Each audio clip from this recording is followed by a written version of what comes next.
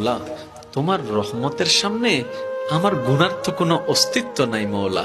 আমার গুনাহ না হয় পাহাড় পরিমাণ হবে, বেশি থেকে বেশি আসমান পরিমাণ হবে, না হয় পুরা পৃথিবী পরিমাণ হবে। তোমার রহমত তো অগণিত, তোমার রহমত তো অসীম, তোমার রহমত তো আনলিমিটেড। এবার রব্বে করিম বলে, তাহলে ঘাবড়াস কেন, তাহলে মন ছোট করস কেন? আরে গুনাহ করেছো তো করেছো, কি হয়েছে? একবার তো তওবার মাধ্যমে আমি রবের দরবারে ফিরে আই। মওলা, ফিরে আসতে পারবো তো? দরজা কি খোলা আছে? রব্বে করিম বলে, মরণের আগ পর্যন্ত, কিয়ামতের আগ পর্যন্ত, সূর্য পশ্চিম আকাশে ওঠার আগ পর্যন্ত দরজা খোলা আছে, দরজা খোলা আছে, দরজা খোলা আছে।